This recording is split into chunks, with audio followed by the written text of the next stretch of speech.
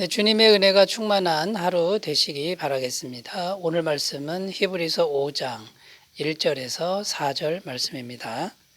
대제사장마다 사람 가운데서 택한 자이므로 하나님께 속한 일에 사람을 위하여 예물과 속죄하는 제사를 드리게 하나니 그가 무식하고 미혹된 자를 능히 용납할 수 있는 것은 자기도 연약에 휩싸여 있음이라. 그러므로 백성을 위하여 속죄죄를 드린 것 같이 또한 자신을 위하여도 드리는 것이 마땅하니라. 이 존귀는 아무도 스스로 취하지 못하고 오직 아론과 같이 하나님의 부르심을 받은 자라야 할 것이니라. 아멘. 네, 오늘부터 히브리서 5장 말씀으로 함께 은혜를 나누겠습니다. 히브리서 5장 말씀의 주제는 대제사장에 관한 것인데요. 유대인들이 중요하게 생각하는 것 중에 하나가 대제사장이라는 것입니다. 대제사장이 왜 중요하냐면 하나님 앞에서 죄를 속하는 일을 하기 때문에 중요하다라는 것이죠. 이 죄가 사해져야, 속해져야 이제 하나님의 은혜를 받을 수가 있기 때문에 정말 중요한 직분이라는 것입니다. 그래서 아론의 가문으로 이어지는 대제사장 직분을 아주 귀하게 여겼는데요. 그런데 이 히브리서 기자는 이 구약에 나오는 아론의 대제사장 직분보다 더 귀한 존재가 있다. 그분이 바로 예수 그리스도이시다. 자, 이것을 이제 강조하고 있습니다. 그러니까 예수 그리스도는 영원한 대제사장이다. 이렇게 말씀하고 있는 거죠. 아론의 후손으로 오는 인간적인 대제사장은 일시적이고 또 한계가 있는 대제사장이지만 예수 그리스도는 영원한 대제사장이시다. 이걸 강조하고 있는 것입니다. 자, 이런 예수님이 영원한 대제사장이시고 영원히 우리 죄를 속해 주시는 분인데 그 예수님을 버리고 유대교로 돌아간다니 그게 무슨 말이냐. 돌아가면 안 된다라고 계속 강조하고 있는 것입니다. 자, 그래서 앞으로 며칠 동안 대제사장에 관한 말씀으로 이제 은혜를 나누겠는데요. 오늘은 대제사장의 자격 요건이 무엇이냐, 대제사장이 되려면 어떤 자격을 갖추어야 하느냐, 이런 관점에서 말씀을 살펴보면서 이제 은혜를 나누겠습니다. 자, 첫 번째는요, 대제사장은 사람이어야 한다라는 것입니다. 1절 말씀입니다. 대제사장마다 사람 가운데서 택한 자이므로 하나님께 속한 일에 사람을 위하여 예물과 속죄하는 제사를 드리게 하나니. 자, 1절에 보면 대제사장마다 사람 가운데서 택한 자이므로, 자, 이렇게 기록하는데요. 대제사장은 사람이어야 한다. 자, 이런 내용이 되겠습니다. 자, 대제사장이 사람이어야 한다. 어떤 의미가 있을까요? 첫 번째는 대표성의 의미가 있는데 사람들의 죄를 속하기 위한 대제사장이기 때문에 사람이 대제사장이 되어야 사람들의 대표가 될 수 있다. 이런 의미가 되는 겁니다. 만약에 사람이 아닌 천상의 존재, 예를 들면 천사 같은 이런 존재가 대제사장이 되면 안 된다라는 것이죠. 왜냐하면 천상의 존재는 사람을 대표할 수가 없다라는 것입니다.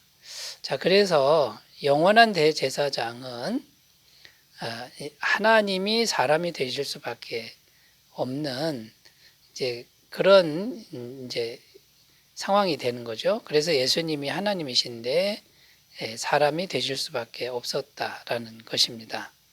그래서 하나님이신 분이 사람이 되셔서 죄 많은 사람들의 대표자로 대제사장 역할을 감당한다라는 것이죠. 그런데 문제는 이 유대인들이요, 예수님이 이 땅에 오시니까 인간으로 오신 분을 무시하고 배척했다라는 겁니다. 자꾸만 천상의 어떤 신적인 존재를 기대했다라는 것이죠. 이게 참 아이러니컬한 그런 반응이 아닐 수가 없습니다. 그래서 대제사장은 반드시 사람이어야 된다. 이제 이것을 우리가 유념하셨으면 좋겠고요. 또 두 번째 의미는요. 왜 사람이어야 되냐면 인격적인 교제가 있어야 된다라는 것이죠. 하나님은 인격체이시기 때문에 사람과 인격적인 교제를 원하신다라는 것입니다. 그러니까 인격적인 교제는 마음을 나누고 의견을 나누고 감정을 나누고 이런 관계를 말하는 거죠. 기계적인 관계나 일방적이거나 폭력적 관계는 원하시지 않는다라는 겁니다. 그래서 사람이 대제사장이 되는 것은 하나님과 사람 사이의 인격적인 관계를 위해서 사람이 필요하다, 꼭 필요하다, 이런 말씀이 되겠습니다.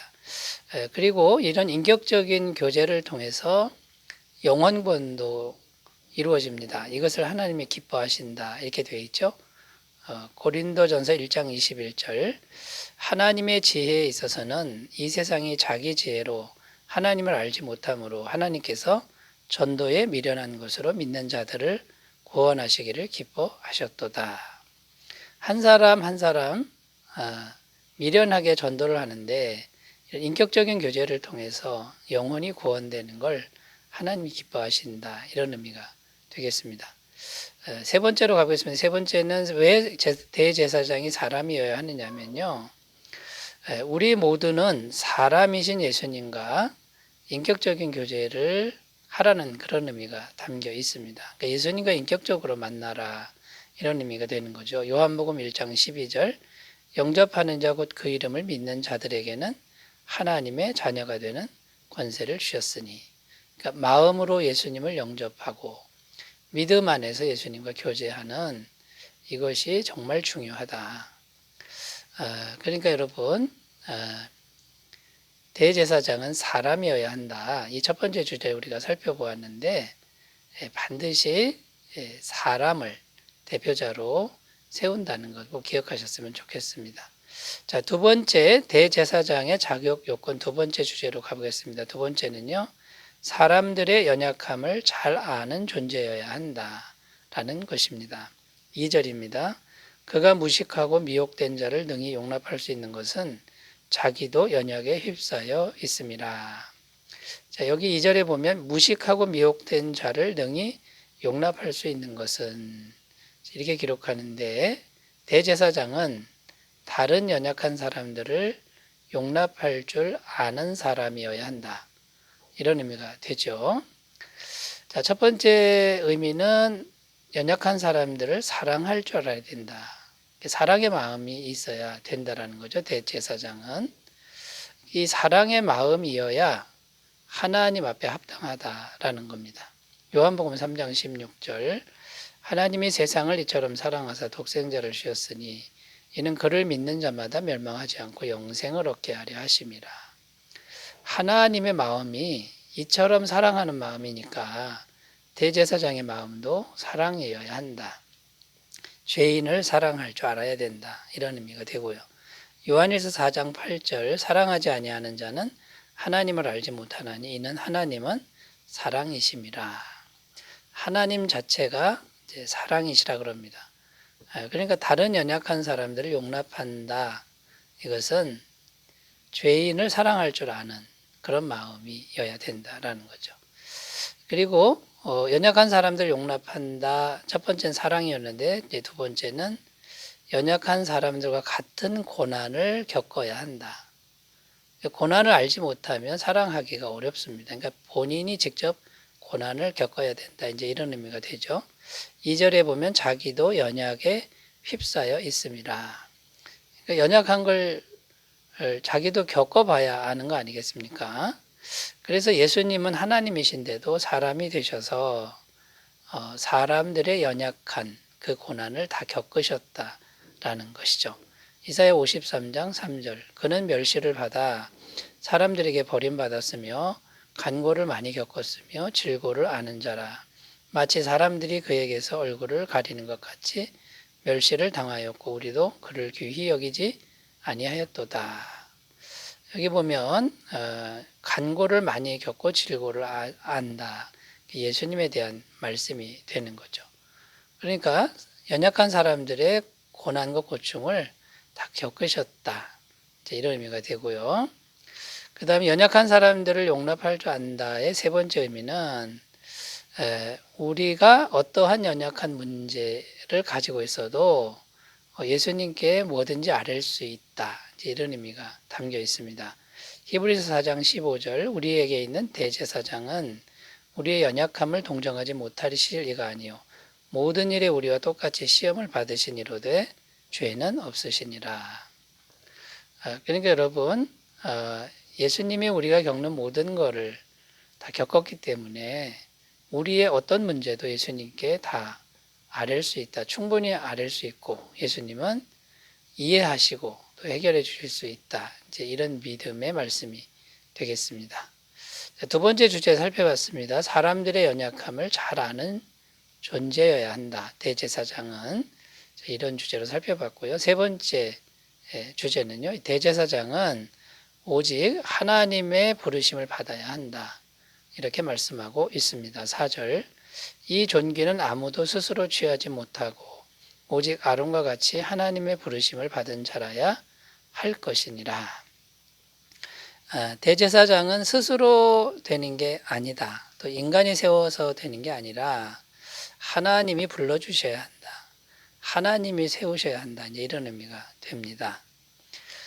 성경에 보면 하나님은 부르시는 원칙, 하나님의 종을 하나님이 직접 선택하시는 그런 원칙을 항상 지키셨다는 것을 보여주고 있습니다. 아론의 대제사장, 아론이죠. 아론을 부르실 때도 하나님이 지목하셨고, 그 다음에 아론의 아들들 중에서도 하나님이 지목하셨다라는 것이고요. 엘리 대제사장이 있었는데 엘리 대제사장의 아들에게 이게 물려진 게 아니라 사무엘이라고 하는 그 사람에게 제사장이 물려졌죠. 하나님이 부르셨죠. 예수님이 제자들을 선택하실 때도 하나님이 주권적으로 지목해 주셔서 예수님이 제자들을 부르셨다라고 이렇게 되어 있습니다. 누가복음 6장 13절 밝음에 그 제자들을 부르사 그 중에서 12를 택하여 사도라 칭하셨으니 12제자를 부르시기 전날 밤에 밤새도록 기도하셔서 하나님께 물으신 것이죠. 그러니까 하나님의 부르심으로 12제자를 택하셨고요. 사도 바울도 하나님이 직접 부르셨습니다. 로마서 1장 1절 예수 그리스도의 종 바울은 사도로 부르심을 받아 하나님의 복음을 위하여 택정함을 입었으니 하나님이 직접 세우신 것이죠. 자, 그러면 여러분 대제사장은 아무리 존귀한 직분일지라도 사람이 세워서는 안 되고 사람의 욕심으로 개입해서는 안 된다. 오직 기도로 하나님께 물어야 된다라는 겁니다.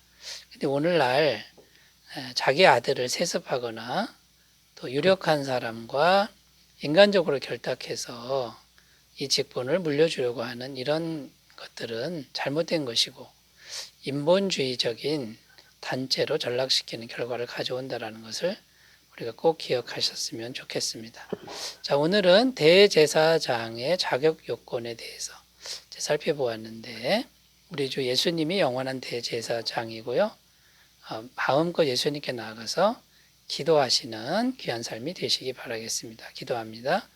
하나님 아버지, 영원한 대제사장이신 예수님께 우리가 마음껏 기도하고 위로받고 응답받는 삶이 되게 하여 주옵소서. 예수님의 이름으로 기도드립니다. 아멘. 은혜 충만한 하루 되시기 바라겠습니다. 감사합니다.